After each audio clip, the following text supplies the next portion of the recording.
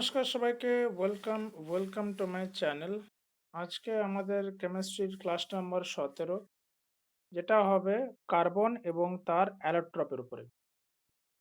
এই যে কার্বনের কথা আমরা বলি, এই কার্বন ছাড়া কিন্তু আমাদের পৃথিবীতে প্রাণ সৃষ্টি বা আমরা যে বিভিন্ন ধরনের যাদেরকে জৈব যৌগ বলি, তাদের কিন্তু এই কার্বন ছাড়া তাদের তৈরি কিন্তু সম্ভব ছিল না। তাহলে কার্বনই হচ্ছে জীবনের উৎপত্তির অন্যতম একটা গুরুত্বপূর্ণ, আমরা বলতে পারি, অ্যাটম বা মলিকিউল।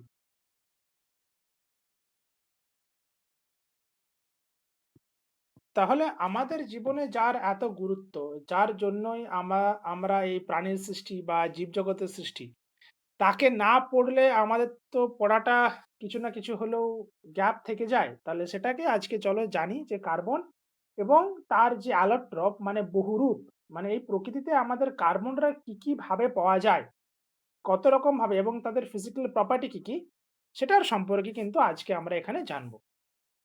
চলো তাহলে দেরি না করে আজকের সম্পর্কে বা আজকে কার্বন সম্পর্কে আমরা জানতে শুরু করি।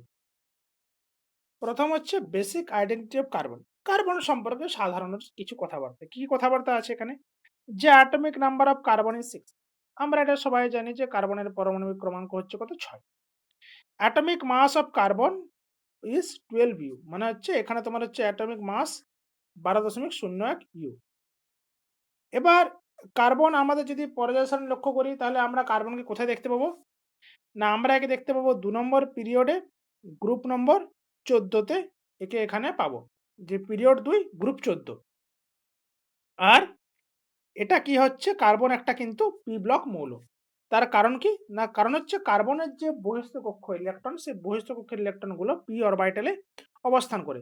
তার জন্য একে আমরা কি বলছি? পি ব্লক মৌল। এবার এই কার্বন প্রকৃতিতে কিন্তু বিভিন্ন আইসোটোপে পাওয়া যায়। কি, কি আইসোটোপ? না, কার্বন 12, কার্বন 13 এবং কার্বন 14। এই ৩ টে হচ্ছে আমাদের কার্বনের প্রধান আইসোটোপ। এর মধ্যে C12 এবং C13 এরা হচ্ছে স্টেবল এবং C14 এটা হচ্ছে রেডিও অ্যাক্টিভ। এই যে আ কার্বন C14 এর যে রেডিও অ্যাক্টিভ নেচার, এইজন্য আমরা একে কি কাজে লাগাই? না, আমরা একে রেডিও কার্বন ডেটিং পদ্ধতিতে কিন্তু লাগাই। Radio carbon dating process. যেখানে আমরা কি করি? বিভিন্ন যে জীবাশ্ম, সেই জীবাশ্মের যে বয়স নির্ধারণ করতে হয়, সেই বয়স নির্ধারণটা আমরা কার মাধ্যমে করি? না, C14 এর মাধ্যমে। তাহলে এটা হচ্ছে আমাদের কার্বনের বেসিক কিছু তথ্য বা বেসিক আইডেন্টিটি। এবার আসি, এই দেখো এটা হচ্ছে আমাদের কার্বন। যে বেসিক আইডেন্টিটি বললাম সেটাই আমাদের যখন পিরিয়ড টেবলে যখন দেখব, তখন কিন্তু কার্বনটাকে এইভাবে লেখা থাকবে। এইভাবে লেখা থাকবে। যেমন যেটা বললাম, এই যে কার্বন 2p2, এই জন্যে হচ্ছে আমাদের কার্বন পি ব্লক মৌল, ঠিক? এর নাম কার্বন। এটা হচ্ছে ইলেকট্রনিক কনফিগারেশন। এ যখন ক্রিস্টাল অবস্থা থাকে তখন সেটা হয় আমাদের হেক্সাগোনাল স্ট্রাকচার হয় এবং এটা সাধারণ তাপমাত্রাতে সলিড হয়, তাই না? এবার এটা হচ্ছে এর অ্যাটমিক ওয়েট, অ্যাটমিক নাম্বার ৬, আর এটা সিম্বল হচ্ছে সি। তাহলে এটা হচ্ছে আমাদের কার্বনের বেসিক তথ্য। এবার কার্বনের প্রপার্টিজ, কার্বনের ধর্ম। প্রথম ধর্ম কি? না, কার্বন ইজ টেট্রাভ্যালেন্ট। কার্বন চতুর্যোজী। এবার it can form 4 covalent bonds. এটা কিন্তু প্রধানত 4টি সমযোজী বন্ধন গঠন করে। কার্বনের বেশিরভাগ যৌগই হচ্ছে সমযোজী। তার কারণ হচ্ছে, দেখো, কার্বনের যদি আমরা সাধারণ ইলেকট্রনিক কনফিগারেশন করি, তাহলে আমরা কি পাবো? C6, C6, যেখানে পাচ্ছি 2,4। ঠিক। এবার আমরা সাধারণত একটা বিষয় কি জানি? যে যেকোনো অ্যাটমকে সুস্থিত হতে গেলে তার বহিঃস্থ কক্ষে কটা ইলেকট্রন থাকতে হবে? না, বহিঃস্থ কক্ষে ইলেকট্রন প্রয়োজন 8 টা। 8 টা ইলেকট্রন প্রয়োজন। এবার এই যে 8 টা ইলেকট্রন আছে, এই 8 টা ইলেকট্রন পেতে গেলে কার্বনকে কি করতে হবে? না, কার্বনকে হলে ওকে বাইরের থেকে আরো 4 টা ইলেকট্রন নিতে হবে। তবে গিয়ে 2,8 করতে পারে। যখন তাহলে 4 মাইনাস, অথবা কার্বন যদি 4 প্লাস হয়ে যায়, তখন সেক্ষেত্রে ওর ইলেকট্রনিক কনফিগারেশন কি হবে? ২। তাহলে একটা জিনিস ভাবো যে আমার সেন্টারে আছে সেন্টারে আছে আমাদের ৬ টা প্রোটন। সেখান থেকে যদি আমি আরো ৪ টা, মানে ৪ টা ইলেকট্রন নিয়ে আসতে হয়, এটা টোটাল হচ্ছে ১০ টা হয়ে গেল। এই ৬ টা প্রোটন কিন্তু ১০ টা ইলেকট্রনকে ভালোভাবে কিন্তু এক জায়গাতে রাখতে পারবে না। সেটা একটা সমস্যা। আবার এই ৬ টা প্রোটন যখন বহিঃস্থকক্ষে ২ টো ইলেকট্রন থাকবে, তখনও কিন্তু আমাদের এই অ্যাটমটা সুস্থিরভাবে রাখাটাও কিন্তু অসুবিধাজনক। তার চেয়ে ভালো কার্বন কি ব্যবস্থা করেছে? না, আমি করব ইলেকট্রন শেয়ারিং। কার্বন কি করবেন? কার্বন বলছেন আমি করব ইলেকট্রন শেয়ারিং।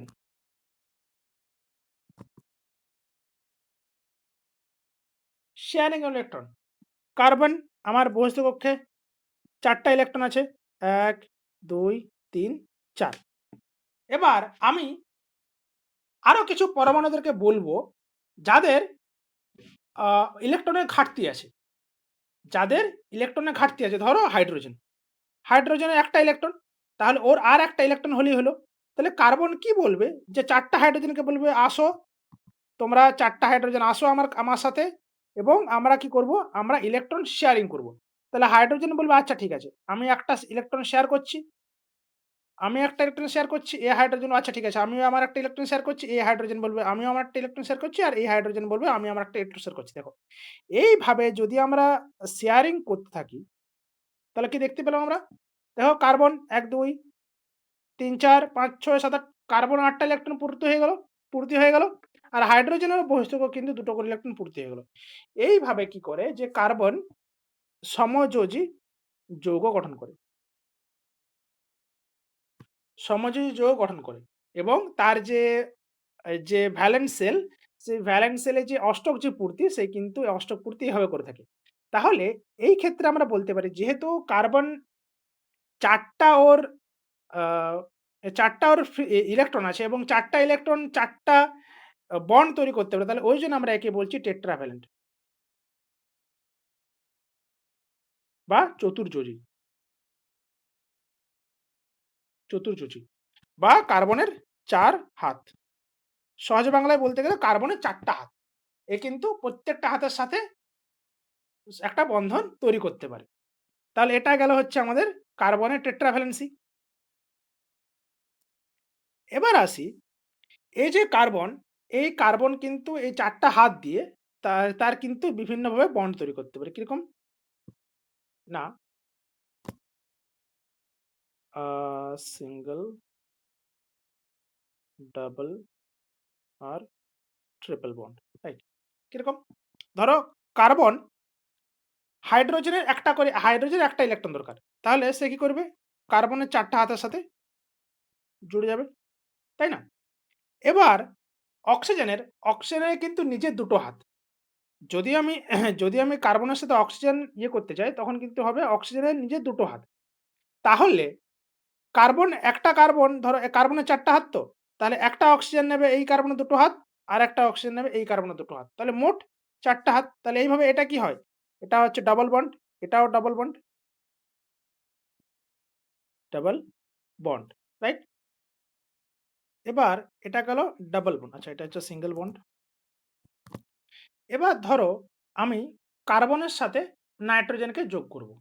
কার্বনের সাথে নাইট্রোজেন যুক্তটা কার্বনের সাথে নাইট্রোজেন ঘটিত একটা যৌগ আমরা তৈরি করার চেষ্টা করছি। তাহলে আমরা একটা জিনিস জানি, নাইট্রোজেনের কটা হাত? নাইট্রোজেনের কিন্তু ৩ টে হাত। তাহলে এই কার্বন সাথে নাইট্রোজেন কিন্তু সে একাই ৩ টে হাত নিয়ে নিল। তাহলে বাকি পড়ে রইল কটা? ১ টা হাত। তাহলে সেখান থেকে আমরা একটা হাইড্রোজেন যুক্ত করতে পারি, কারণ হাইড্রোজেনের ১ টা হাত। এটা কি? এটা হচ্ছে আমাদের হাইড্রোজেন সায়ানাইড।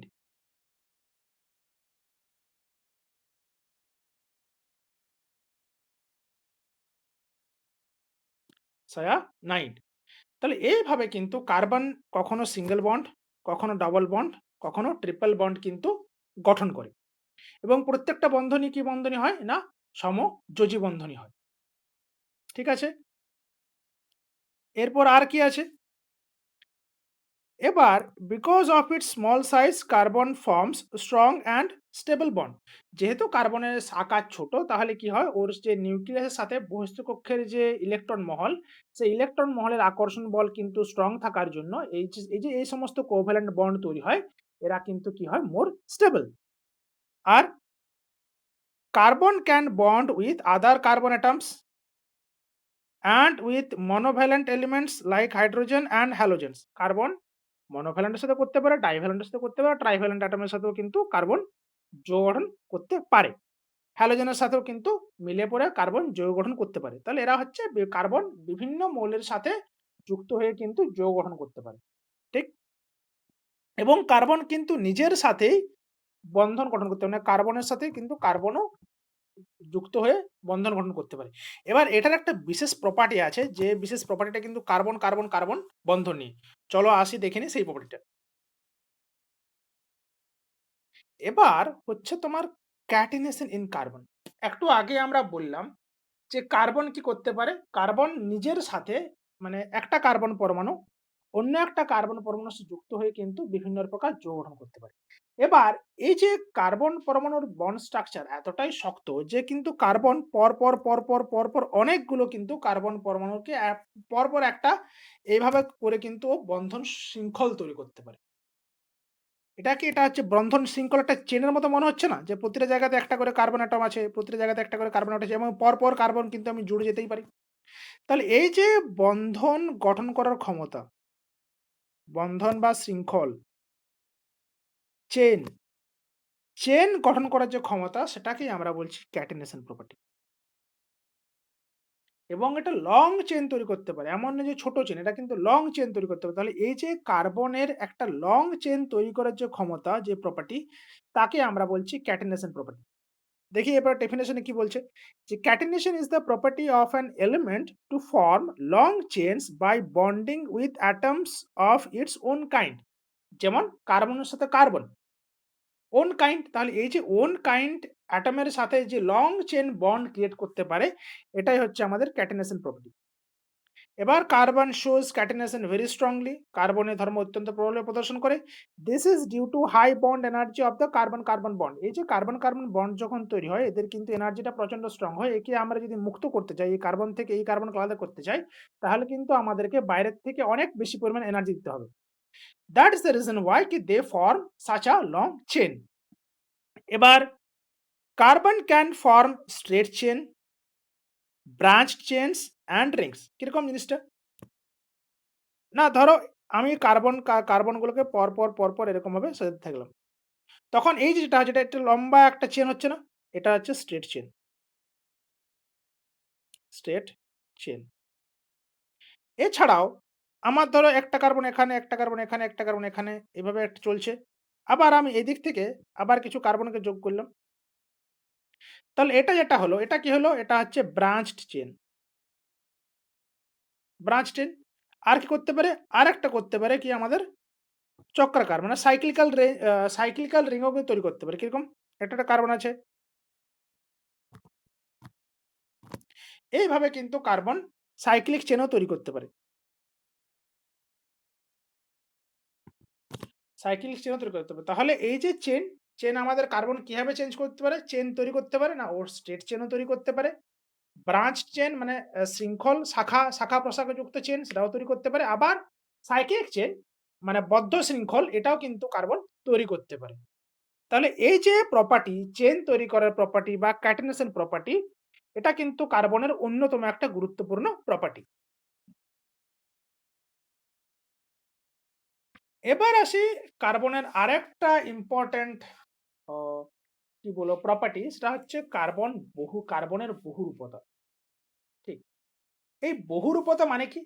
আমরা ছোটবেলায় যারা আ গল্প পড়েছি, আমরা একটা কথা শুনেছি বা একটা ছোট গল্প পড়েছি শরৎচন্দ্র চট্টোপাধ্যায়ের লেখা। এই যেটা হচ্ছে আমাদের শ্রীকান্ত উপন্যাসেরই একটা ছোট অংশ, যেটা ছিল 'ছিনাদ বহুরূপী'। তাই না? একজন ছিনাদ নামের ব্যক্তি, সে কি করত? সে বিভিন্ন সময় বিভিন্ন রূপ ধারণ করে আসতো। তাই না? কিন্তু অন্তরে সে কি? অন্তরে সে ছিনাদ। কিন্তু সে যেহেতু বিভিন্ন রূপে আমাদের কাছে আসতো, কখনো বাঘ সেজে, কখনো বাঁদর সেজে, বা এই যে বহুরূপী ব্যাপারটা, যে সে বিভিন্নভাবে আসছে আমাদের সামনে। সেটা কিন্তু কার্বনও সেইরকম ভাবেই কিন্তু একটা আমাদের সামনে বিভিন্ন রূপে আসে। কি, কি সেই রূপ? না ডায়মন্ড হীরা রূপে আসতে পারে, কার্বন আমাদের সামনে গ্রাফাইট রূপে আসতে পারে, ফুলারিন রূপে আসতে পারে বা গ্রাফিন রূপে আসতে পারে বা চারকোল রূপে বা কোল রূপে আসতে পারে। তাহলে এই যে কার্বন আমাদের কাছে এই যে বিভিন্ন রূপে আমাদের সামনে আসছে, এটাই তো হচ্ছে কার্বনের বহুরূপতা বা অ্যালোট্রপস। এবার এটার ডেফিনিশন কি? Allotropy is the property of an element to exist in two or more different forms in the same physical state. In the same একই ভৌত অবস্থায় কোনো মৌলের ২ বা ততোধিক বিশুদ্ধ বিভিন্ন রূপে বিদ্যমান থাকার ধর্মকে বলে অ্যালোট্রপিজম। এই যে প্রত্যেকটা যে আলাদা, আলাদা ফর্ম, সেই ফর্মগুলোকে আমরা বলছি অ্যালোট্রপস। তাহলে যদি প্রশ্ন পড়ে যে কার্বনের অ্যালোট্রপ কোনগুলো? তাহলে আমরা কি উত্তর দেব? আমরা বলব হীরা বা diamond, graphite, fullerene, graphene and charcoal. এইগুলো হচ্ছে আমাদের কার্বনের বেশ কিছু প্রমিনেন্ট অ্যালোট্রপ। রাইট? চলো তাহলে এক, এক করে দেখি প্রত্যেকটা অ্যালোট্রপ সম্পর্কে। প্রথমে আসি ডায়মন্ড, যে হীরা। আহা! হীরা আমরা জানি যে অন্যতম একটা আ প্রেসিয়াস মেটাল, রাইট? এবং এর যে হীরার যে ঔজ্জ্বল্য, হীরার দ্যুতি কিন্তু আমাদের কাছে সবার কাছেই কিন্তু সর্বজনবিদিত। এবার এই যে ডায়মন্ড, ডায়মন্ড কি? Diamond is the hardest natural substance. আমাদের প্রকৃতিতে পাওয়া সবচেয়ে কঠিন ধাতু কোনটা? এই কঠিন বস্তু কোনটা? সেটা হচ্ছে হীরা। It has a three-dimensional tetrahedral structure.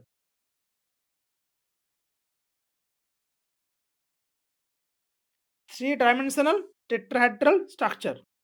এই যে, এই যে স্ট্রাকচারটা এটা হচ্ছে আমাদের থ্রি ডাইমেনশনাল টেট্রাহেড্রাল স্ট্রাকচার। চতুস্তলকীয় গঠন। ত্রিমাত্রিক টেট্রাহেড্রাল বা চতুস্তলকীয়। চতুস্তলকীয় গঠন। প্রত্যেকটা কার্বন অ্যাটম এখানে যুক্ত হয় কিসের হিসাবে? না sp3 হাইব্রিডাইজেশন।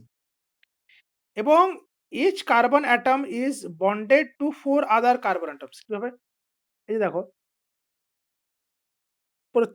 এই কার্বন অ্যাটম ধরি ১ টা, ২ টো, ৩ টে, ৪ টা। তাহলে এইভাবে প্রত্যেকটা কার্বন অ্যাটম কিন্তু আর ৪ টা কার্বন অ্যাটমের সাথে কিন্তু যুক্ত থাকে। এবার এই কার্বন অ্যাটম যদি ধরো, তাহলে এই একটা কার্বন যুক্ত আছে, এর সাথে যুক্ত আছে, এর সাথে যুক্ত আছে আর এই পেছনে আর কারো যুক্ত আছে। এইভাবে কিন্তু প্রত্যেকটা কার্বন অ্যাটম ৪ টা করে কার্বন অ্যাটমের সাথে যুক্ত থাকে। এবং এর diamond has a very high refractive index. এর প্রতিসরাঙ্ক কিন্তু অনেকটাই বেশি। কত মোটামুটি এটা? না 2.42। এর যে ডায়মন্ডের হাই রিফ্র্যাক্টিভ ইনডেক্স এটা কিন্তু 2.42। আর diamond is a good conductor of heat but a poor conductor of electricity. Star দিয়ে রাখো যে ডায়মন্ড কিন্তু ভালো তাপের পরিবাহী বা তাপের সুপরিবাহী কিন্তু বিদ্যুতের কুপরিবাহী। ডায়মন্ড তাপের সুপরিবাহী কিন্তু বিদ্যুতের কুপরিবাহী। তাহলে এরা হচ্ছে আমাদের ডায়মন্ডের বেশ কিছু বৈশিষ্ট্য। এছাড়াও এবার দেখো আমরা একটা একটা হয় প্রকৃতিতে পাওয়া ডায়মন্ড। প্রকৃতিতে পাওয়া ডায়মন্ড। বিভিন্ন কয়লা খনিতে মাঝে, মাঝে সেখান থেকে কিন্তু ডায়মন্ড পাওয়া যায় বা ডায়মন্ডের বিশেষ, বিশেষ খনিও থাকে। সেই খনি ছাড়াও যদি আমরা ল্যাবরেটরিতে একে তৈরি করতে যাই, তাহলে কিভাবে তৈরি করব? না একে তৈরি করা যায় যে very high temperature and pressure.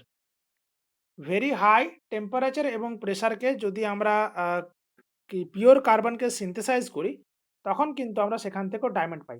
এবং এই যে very high temperature and pressure এটা কিন্তু আমাদের যে ভূগর্ভস্থ যে টেম্পারেচার থাকে এবং ভূগর্ভস্থ যে প্রেশার থাকে সেই প্রেশারের সাথে কিন্তু তুলনা করতে হয়।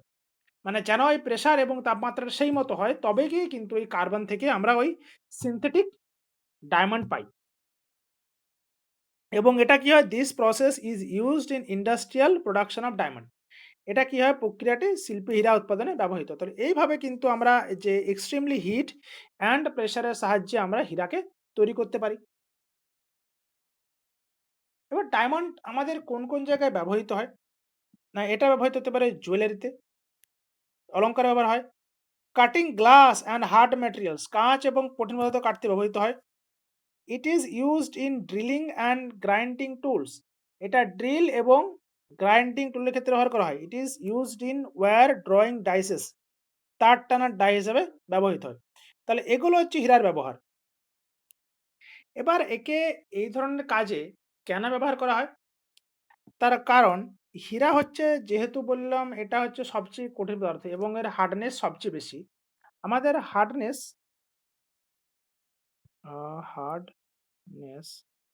হার্ডনেস মাপার একটা স্কেল আছে। কি স্কেল? না, সেটা হচ্ছে মোজ স্কেল। মোজ স্কেল। এই মোজ স্কেলটা রেট করে কত? 0 থেকে 0 থেকে 10, 10। আর আমাদের যে ডায়মন্ডের মান কত এর? ডায়মন্ডের মান হচ্ছে 10। তাহলে এটা হচ্ছে most hard element in the earth. তাহলে এবার এর থেকে যে মানে এর থেকে কম যার হার্ডনেস হলো তাকে সবাই সেই সমস্ত ম্যাটেরিয়াল গুলোকে হিরে কাটতে পারবে।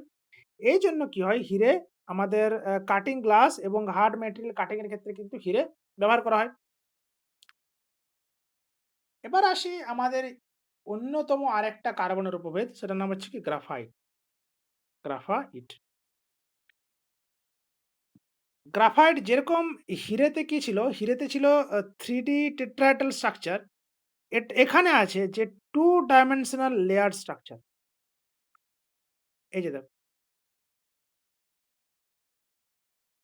এই যে দেখো এখানে দেখাচ্ছে যে প্রতিটা লেয়ারের সাথে এরকমভাবে লেয়ার ওয়াইজ কিন্তু আমরা গ্রাফাইটকে পাই। এবার এই যে প্রত্যেকটা লেয়ার, এরা কিন্তু weak van der Waals force দ্বারা কিন্তু পরস্পরের সাথে এক জায়গায় যুক্ত থাকে। এটা কিন্তু এই যে ভ্যান ডার ওয়ালস ফোর্স, এটা কিন্তু অত্যন্ত দুর্বল একটা ফোর্স। এবার এই যে it carbon atom is sp2 hybridized. আমরা যখন হিরে দেখেছিলাম তখন হিরেতে কি বলেছেন? sp3 হাইব্রিডাইজেশন, কিন্তু এখানে আছে sp2 হাইব্রিডাইজড। আর each carbon atom is bonded to 3 other carbon atoms in a hexagonal plane.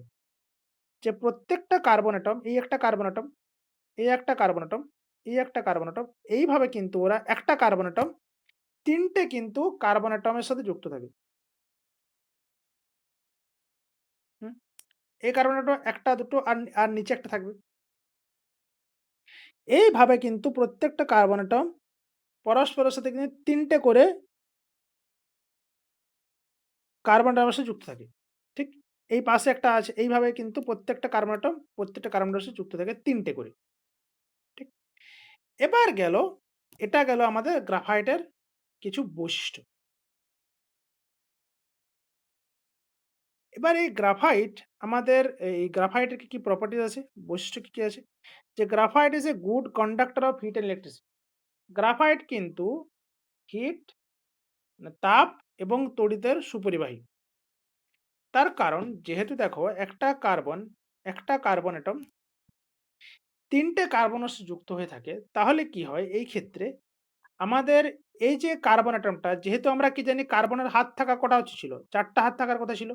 কিন্তু যেহেতু এখানে ৩ টে হাতই অকুপায়েড আছে, তাহলে একটা এই যে ইলেকট্রন, এটাও তো একটা ইলেকট্রন। এই ইলেকট্রনটা কি হবে? এই ইলেকট্রনটা কিন্তু ফ্রি অবস্থায় থাকে এবং এটা হচ্ছে ডিলোকালাইজড। এটা কিন্তু ডিলোকালাইজড, মানে এই বন্ধনী তৈরি করছে না। এই যে বন্ধনী তৈরি করছে না, এই ইলেকট্রনটাই কি করে আমাদের তড়িতের পরিবহন করে। আর এই গ্রাফাইট যেহেতু এরকম লেয়ার ফরম্যাটে থাকে,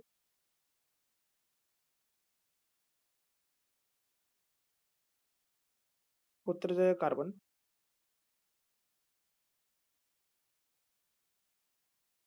যেহেতু এই গ্রাফাইটটা পরপর এরকমভাবে লেয়ার ফরম্যাটে থাকে, তাহলে কিন্তু এই যে লেয়ারগুলো, উপরের লেয়ারটা কিন্তু পরস্পরের সাপেক্ষে স্লাইড করতে পারে বা পিছলাতে পারে। তাহলে এইজন্য একে কিন্তু আমরা পিচ্ছিল কারক হিসাবে, ড্রাই লুব্রিক্যান্ট হিসেবে ব্যবহার করে থাকি। তাহলে এটা হচ্ছে আমাদের গ্রাফাইটের অন্যতম প্রধান কিছু বৈশিষ্ট্য। এবার আসি গ্রাফাইট কোথায় ব্যবহার করি? ইলেকট্রোড তৈরি করতে সাহায্য করে। যে ইলেকট্রোড তৈরি করতে ব্যবহার করা হয়। এছাড়া পেন্সিল লেডস, আমরা যেটা বলি উড পেন্সিলে আমরা কি করতে পারি? আমরা এই গ্রাফাইট ব্যবহার করে থাকি। ইউজ হচ্ছে ড্রাই লুব্রিক্যান্ট, শুষ্ক পিচ্ছিল কারক হিসেবে ব্যবহার করতে পারি। It is used as a moderator in nuclear reactor to slow down neutrons. এটা কিন্তু অত্যন্ত গুরুত্বপূর্ণ।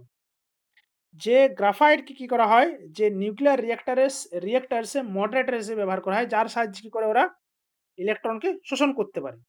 তাহলে এটা হলো আমাদের গ্রাফাইট এবং গ্রাফাইটের ব্যবহার। এরপর কি? এরপর হচ্ছে অন্যতম আরেকটা রূপে যার নাম হচ্ছে ফুলারিন। ফুলারিনের গঠন কিরকম হয়? না fullerene is a cage like allotropes of carbon.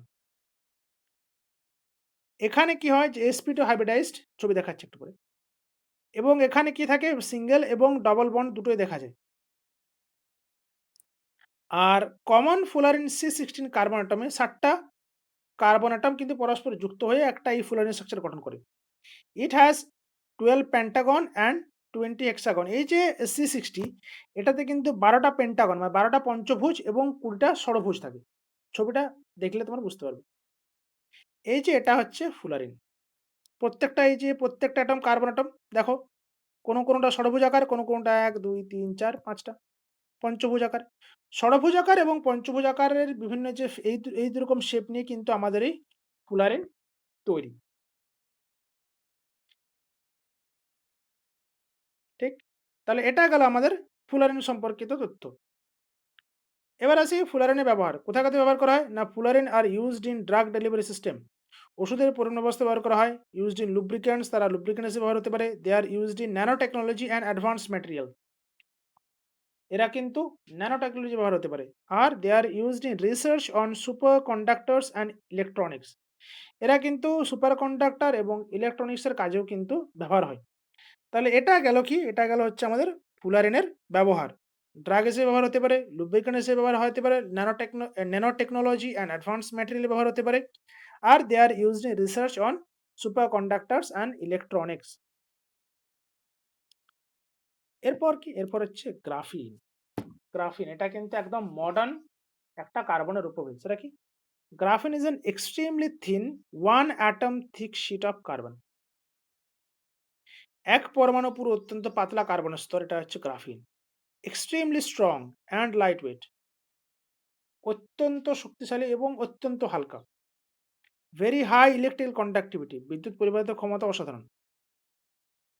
এবার it is considered one of the most important modern materials. বললেন অত্যাধুনিক কিন্তু এটা একটা ম্যাটেরিয়াল গ্রাফিন। এটা কোথায় ব্যবহার হয়? ইলেকট্রনিক ডিভাইসে ব্যবহার হতে পারে, সেন্সরে ব্যবহার হয়, ব্যাটারিতে ব্যবহার হয়। স্ট্রং কম্পোজিট ম্যাটেরিয়াল, যদি আমরা কোনো কম্পোজিট ম্যাটেরিয়াল তৈরি করতে যাই, সেই সমস্ত জায়গায় স্ট্রং কম্পোজিট ম্যাটেরিয়াল তৈরি করতেও কিন্তু আমাদের গ্রাফিন ব্যবহার হয়। এই যে এইটা হচ্ছে একটা গ্রাফিনের শীট। সিঙ্গেল অ্যাটম পরপর এভাবে কিন্তু সর্বজাকার আকৃতিতে কিন্তু আমাদের গ্রাফিন গঠন করে। এবার আসি কয়লা। কয়লা, কয়লাকে কি বলা হয়? কয়লাকে বলা হয় ব্ল্যাক ডায়ামন্ড, তাই না? কেন বলা হয়? Due to its usefulness. এর এত বেশি ইউজফুলনেস আছে যে তার জন্য একে বলা হয় কি ব্ল্যাক ডায়মন্ড বা কালো হিরে। এটা কি? এটা হচ্ছে it is an amorphous form of carbon. এটা হচ্ছে অনিয়তাকার ফর্ম অফ কার্বন। এটাতে কি থাকে? কার্বন থাকে, কার্বনের পাশাপাশি হাইড্রোজেন, অক্সিজেন, নাইট্রোজেন, সালফার প্রভৃতি কিন্তু ইম্পিউরিটিসও মিশে থাকে। এই যে কোল তৈরি হয় কি? It is form from buried plant remains under heat and pressure. ধরো বহু লক্ষ কোটি বছর আগে কি হয়েছে? বহু লক্ষ বছর আগে, বহু কোটি বছর আগে যে সমস্ত গাছপালা যে সমস্ত গাছপালাগুলো মাটির নিচে চাপা পড়ে গেছিল, সেই সমস্ত গাছপালাগুলো পরবর্তীকালে কি হয়? তাপমাত্রা এবং চাপের প্রভাবে কিসে রূপান্তরিত হয়? না সেখান থেকে আমাদের কয়লা পাই।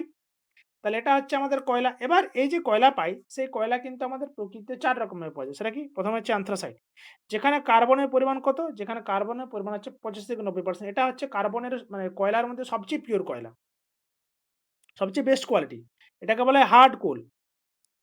এবং এর যে হিট ভ্যালু মানে একে যে পোড়ালে সবচেয়ে বেশি ক্যালোরি তাপ উৎপন্ন হয়। তাহলে অ্যান্থ্রাসাইট, তারপর হচ্ছে বিটুমিনাস। বিটুমিনাস হচ্ছে সবচেয়ে বেশি আমাদের কমার্শিয়ালি ব্যবহার করা হয়। রাইট? লিগনাইট।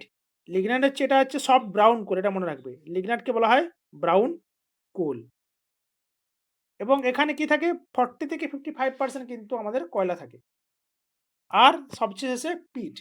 পিট কয়লাতে কার্বনের পরিমাণ কত না লেস দেন 40%। এটা হচ্ছে আমাদের লোয়েস্ট কোয়ালিটি। আর এই যে কোল তৈরি যখন কোল তৈরি হয় এটা কিন্তু ১ম এ তৈরি হয় কিন্তু পিট কয়লা সবার আগে। তারপরে ধীরে ধীরে যত দিন যায়, যত তাপমাত্রা বা প্রেশার আরো বাড়তে থাকে তখন ধীরে ধীরে ইম্পিউরিটিস গুলো মুক্ত হতে থাকে এবং কার্বনের পরিমাণটা বাড়তে থাকে। তাহলে কি হলো যে সবচেয়ে পিওর মানে সবচেয়ে যেটা গুড কোয়ালিটি কয়লা সেটা হচ্ছে অ্যান্থ্রাসাইট, তারপরে বিটুমিনাস, তারপরে লিগনাইট, তারপরে সর্বশেষ মানে সবচেয়ে কম মানের এটা হচ্ছে আমাদের পিট কয়লা। তাহলে এটা গেল আমাদের কার্বনের যেটা সবচেয়ে ইউজফুল একটা অ্যালোট্রপ সেটা হচ্ছে আমাদের কয়লা। এবার আসি চারকোল। চারকোল কি?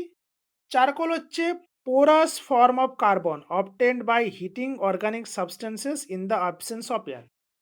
বাতাসের অনুপস্থিতিতে অনুপস্থিতিতে যখন আমরা কোনো জৈব বস্তুকে দহন করি, বাতাসের অনুপস্থিতিতে দহন, তখন সেখান থেকে যে আমাদের একটা কালো বস্তু পাওয়া যায় সেটা হচ্ছে আমাদের ওটাই হচ্ছে charcoal. It has a large surface area and strong adsorption property. এর পৃষ্ঠতল অত্যন্ত বড় হয় কেন? কারণ হচ্ছে পোরাস আছে বলে, পোরোসিটি আছে বলে। পোরোসিটি থাকার জন্য এর পৃষ্ঠতলের মানটা অনেক বেশি হয় এবং কি করে এর শোষণ ক্ষমতা অ্যাডসর্পশন কিন্তু প্রপার্টি খুব ভালো। এইজন্য আমরা দেখবে অনেক সময় যারা করে ফেস ওয়াশ ব্যবহার করে সেখানে আমরা বলি চারকোল ফেস ওয়াশ, রাইট? তাহলে এই যে চারকোলটার কাজই হচ্ছে অ্যাডসর্পশন করা। যে আমাদের যে শরীরের যে ত্বকের থেকে যে ময়লা আছে সেই ময়লাটা কি করবে ওই চারকোলের উপরে লেগে যাবে এবং আস্তে বডি থেকে বাইরে বেরিয়ে আসবে। তাহলে এটাই হচ্ছে আমাদের চারকোল। এবার এই চারকোলকে বিভিন্নভাবে পাওয়া যায় কি? উড চারকোল যেখানে কাঠকয়লা কাঠ থেকে পাওয়া গেলে সেটাকে বলব উড চারকোল। সুগার চারকোল চিনি থেকে পাওয়া গেলে তাকে বলব সুগার চারকোল। অ্যানিমেল চারকোল যেখানে আমাদের অ্যানিমেল বোন থেকে মানুষ প্রাণীর হাড় থেকে তৈরি হয় সেটাকে বলব আমরা অ্যানিমেল চারকোল। কোক, কোক হচ্ছে কয়লা থেকে যেটা পাওয়া যায় সেটাকে বলেছি আমরা কোক। তাহলে এটা হচ্ছে আমাদের চারকোল সম্পর্কিত বেশ কিছু তথ্য। তাহলে এটাই গেল আমাদের কার্বন এবং তার যে অ্যালোট্রপ সেটার সম্পর্কিত বেশ কিছু তথ্য। চলো একবার ১ম থেকে রিক্যাপ করে নিই কি পড়লাম।